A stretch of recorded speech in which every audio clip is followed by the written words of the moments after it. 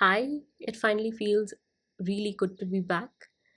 And before we move on to videos on shadow work and art therapy and a lot of other things that I have in mind, I would like to first complete this series in two podcasts at max.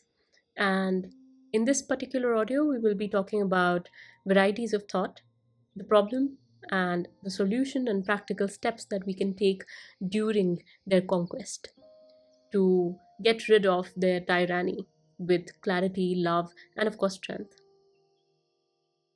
So, Swamiji says that there are four major types of thinking: symbolic thinking, instinctive thinking, impulsive thinking, and habitual thinking.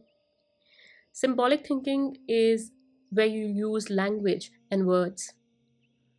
Instinctive thinking is automatic responses linked to survival and bodily needs. Impulsive thinking is driven by raw emotion and reactive patterns.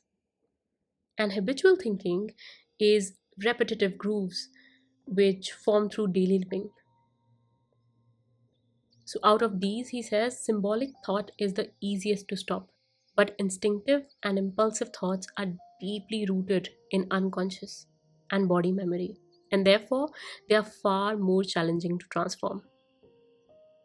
This aligns perfectly with neuroscience, by the way, where instinctive thoughts are often very limbic. They are processed in older parts of the brain, whereas the symbolic thoughts, where we are thinking uh, by using the language and the words, they occur in the neocortex, if you are aware of that, and they are easy to shift. So, the problem, he says, is a scattered or foggy mind and gloomy thoughts. The average untrained mind is like a radio with five stations playing all at once, he says: family concerns, food, body comfort, past regrets, future fantasies. And all of them are vying for attention at one single moment. And this fragmentation, it weakens your willpower, it fogs your clarity and fuels anxiety. So depression, Swamiji says, often begins as a single gloomy thought. It spreads like ink in water, and we must learn to catch it early, like we catch a spark before it becomes a wildfire. So the key is Pratipaksh Bhavna, the Raj Yogic method of replacing a negative thought with its opposite, a very positive counterpart. For example, if gloom arises, think cheerfulness. If fear arises, think courage. If jealousy arises, think generosity. If anger arises, think compassion. If lust arises, say, then think of the benefits of celibacy. Swamiji offers this method very gently, without violence to the self, and insists that do not try to forcefully drive these thoughts away. They will return with more power. Instead, fill the mind with what uplifts it, whether it's a book or whatever. I will be mentioning a couple of books which I think can be extremely helpful. Even if you are a non reader, you will just have to read maybe one page a day, and it might serve you well because you can carry that thought with you throughout the day. You can find that in the description box below. So, here are a couple of methods, very practical by the way, for conquering the thoughts. 1. Take a small cup of milk or tea, sit calmly, reflect. Where is this gloom coming from? What thought did I entertain? And find the cause and resolve it. What you have to do is keep on going back, keep on finding the root of a particular thought. Because often, if you are angry, it's not apparent why you are feeling that anger. The root cause is often much, much different than what you consider to be the reason for your anger, if that makes sense. 2. Repeat affirmations. I spoke about these in the previous audio as well, like Om, cheerfulness, Om, Om, Om, and then you can fill this in with your affirmations like I am full of peace. Say it aloud or mentally. Smile, even fake it, and your body will start teaching your mind. 3. Sing or chant Om loudly.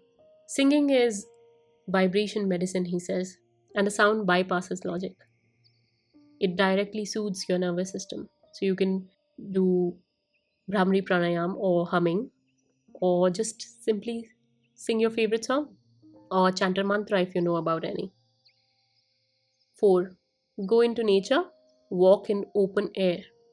And this is, I think, the best advice because this lets your prana circulate, and nature, it ends up clearing your mental clutter. 6. Displace, do not suppress. You do not need to uproot these thoughts violently. This is actually a very important point, and he has spent at least 2 to 3 pages just talking about the same thing, that we have to plant new seeds, plant new thoughts, and not violently push or replace the negative ones or the ones that are not serving us. You have to observe them, let them pass, and in that very moment, start thinking, like very consciously start thinking about something which makes you happy, which is positive, which gives you strength.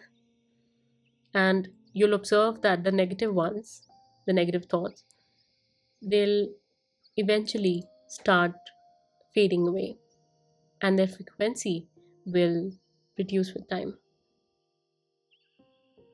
Now let's address a few particularly stubborn kinds of thoughts and Swamiji's prescriptions. Obnoxious thoughts. These are useless, cynical, and impure thoughts and must be starved. Don't feed them attention or any kind of indulgence.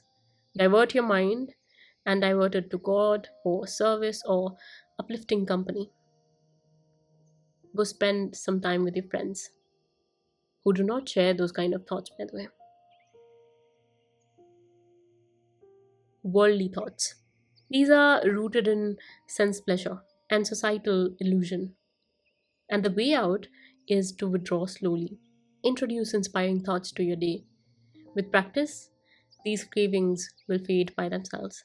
You can find the list of books that I want to recommend in the description. Habitual thoughts. These thoughts run deep, especially those tied to body, routine, or your ego roles. They must be gently observed, weakened, and replaced through spiritual repetition and practice of discrimination or vivek. Negative thoughts. Darkness from failure, fear, grief, and all of these things. Just don't let it accumulate. They will come, but you do not have to brood over them. You do not have to make a chain out of them. I have done that so many times in my life, and it has costed me a great deal of time and energy and health. So let jap or prayer or dhyan, which is meditation, or satsang, which is holy company, or just being in awareness, do the purifying work. Lastly, unimportant thoughts. These are trivial worries. Don't find them. Become absolutely indifferent to them, he says. Fill the mind with divine remembrance. He's very big on jap or chanting, and over time I've observed the importance of this particular act. Maybe I'll make one detailed video on this as well. Before we end, it's very important to share that amidst all this, he doesn't let us forget the ultimate truth. He says, you are not this passing body or this flickering mind. You are ever pure, ever free Atman. So even though these thoughts, they originate on the screen of your mind, they are not you, because this mind also is not you. And he gives example from an Upanishad and says, Ajo Nitya Sasvato Purana, which means you are unborn, eternal, permanent, and the ancient one. And similarly, Isha Upanishad, it says, Ishavasya Midam Sarvam, which means all this is pervaded by the Lord. So let your thoughts take refuge in this divine recognition. You deserve it. Smile with the grass, make friends with trees, dogs, cats, cows, people, ants, spiders, and let your thoughts become worship. Let everything remind you of your oneness. So when rag, dvesh, or kalesh, the attachment, aversion, chaos, all these arise, let them dissolve and remain centered in your true nature. He says, may you live drowned in the ocean of Brahmic delight, in full illumination, having destroyed all dualities, distinctions, and differences. What a beautiful blessing it is. So don't fight your thoughts, understand them, redirect them, and transmute them. Thank you.